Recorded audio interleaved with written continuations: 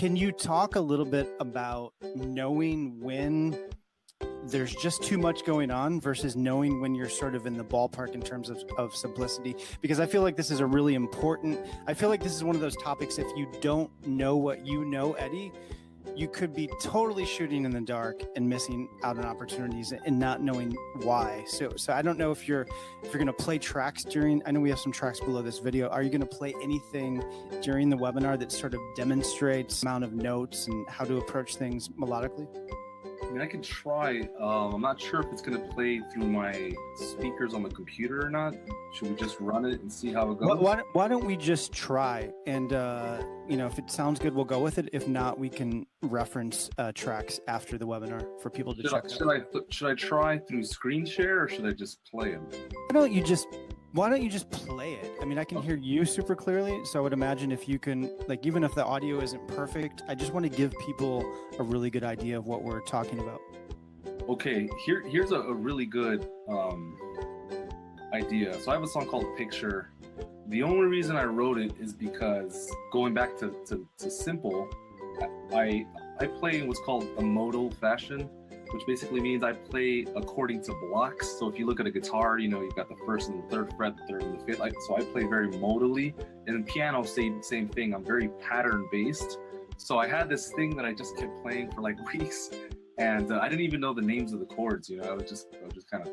And this song called Picture, which again, Aaron will send you the actual track so you can listen to. It's a very simple song. So let's take a listen and see if, and you guys give me the thumbs up or not.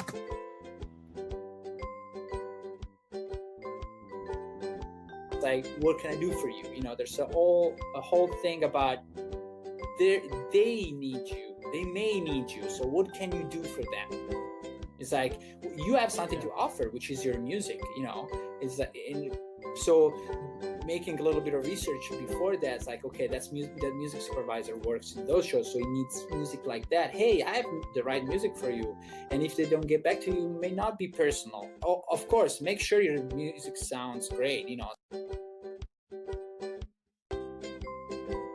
These particular artists, the duo, the band or whatever, they had their image together, man. Their social network numbers were great, and they were engaging on social media. It wasn't just high numbers and no engagement. Like, their fans love them.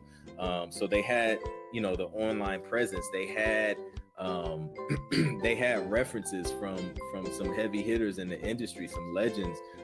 So they had the marketing and everything in place to where when it came time for me to pitch them, it was easy. It was just like, they're the full package. They're ready to go.